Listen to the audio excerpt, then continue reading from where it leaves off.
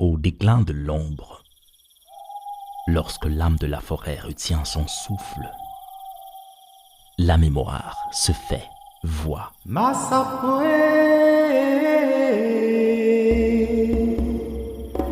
Masapo,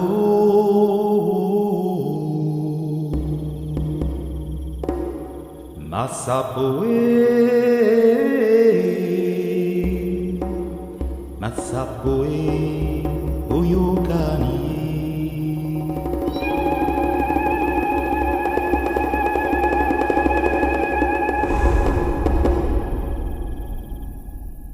Salut et bienvenue dans ce nouvel épisode de Masapo, le podcast qui vous guide au cœur sacré de l'Afrique ancestrale, bien au-delà du voile du temps, là où chaque mot est un souffle d'esprit et chaque récit un pont entre les murmures des ancêtres et la lueur du feu rituel.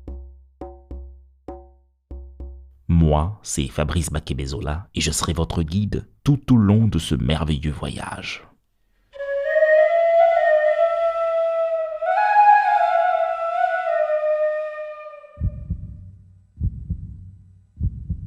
Un proverbe congolais dit « Quand un oiseau se retrouve écrasé sous une pierre, toi, perroquet, ne te moque pas. »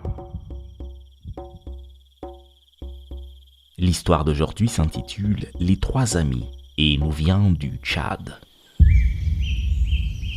Il était une fois, aux lisières d'un village caressé par le soleil et bercé par le souffle chaud de la savane, trois amis si unis qu'ils semblaient n'avoir qu'un seul cœur en trois corps. Pourtant, chacun portait en lui une étrange singularité, comme un caprice de la nature. Le premier s'appelait Grosse Tête. Sa tête était si grande qu'on aurait dit qu'elle contenait 1000 pensées et 1000 rêves. Le deuxième se nommait Gros Ventre. Son ventre, rond et proéminent, ondulait comme une calebasse mûre sous le soleil. Le troisième, enfin, s'appelait Jambes Fines. Ses jambes, minces comme des brindilles, semblaient faites pour danser avec le vent plutôt que pour porter le poids de son corps.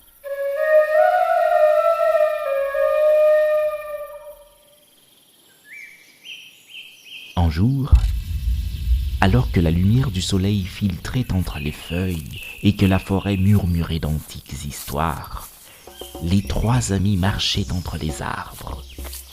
Soudain, Gros Ventre s'arrêta, ses yeux brillèrent comme des étoiles dans la nuit.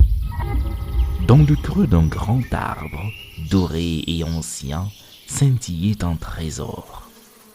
Du miel, épais, ambré, parfumé, si abondant qu'il aurait fait saliver même le plus rassasié des hommes.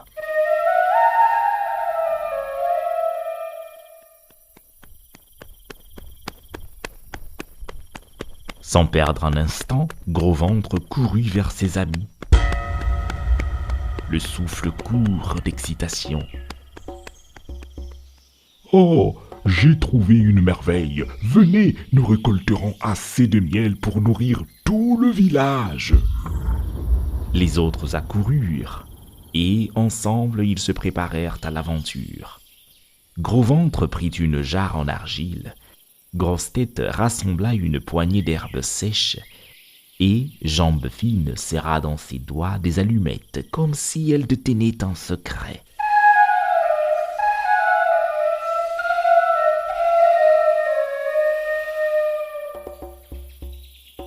Arrivés au pied de l'arbre, haut et majestueux comme un gardien du ciel, Grosse Tête déclara « Allumons le feu pour éloigner les abeilles, mais le miel est là-haut. Qui de nous aura le courage de grimper ?» Jambes Fines recula d'un pas. « Pas moi, mes jambes sont trop fragiles. Elles se briseraient comme des brindilles sèches. » Gros Ventre secoua la tête, faisant trembler son ventre. « Moi non plus, je ne pourrai jamais grimper avec un tel poids. » Alors Grosse-Tête soupira, levant les yeux vers la cime. J'irai, en espérant que ma grosse tête ne me trahisse pas.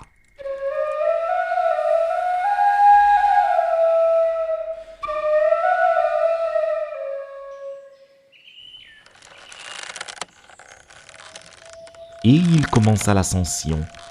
Il s'accrochait aux branches, une à une, tandis que le vent chuchotait entre les feuilles. Mais plus il montait, plus sa lourde tête le tirait vers le bas, comme si la terre elle-même voulait le rappeler. Une hésitation, un frisson, puis il glissa. Il tomba à travers les branches.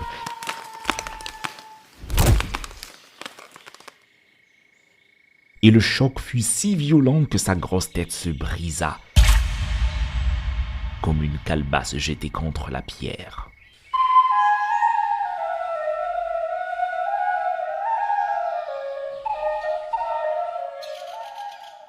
Gros-Ventre, sans comprendre la tragédie, éclata de rire. Un rire bruyant, incontrôlable, qui fit trembler l'air.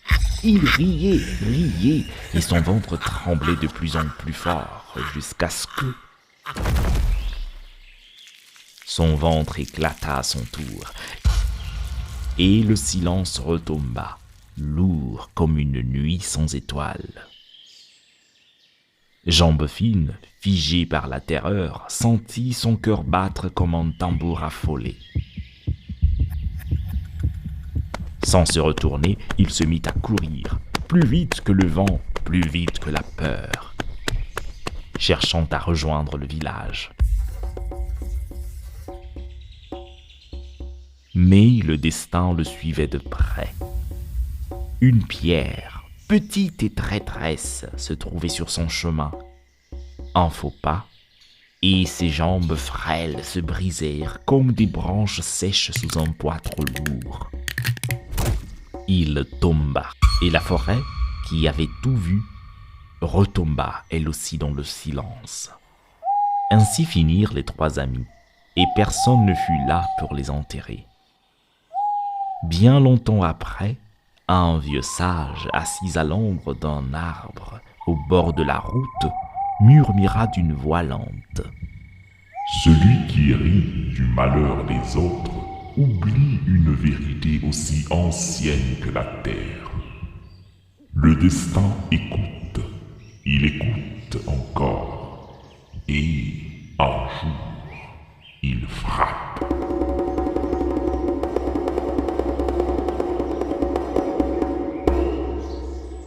Et les tambours se taisent, le feu s'éteint doucement, mais la voix des contes ne s'endort jamais.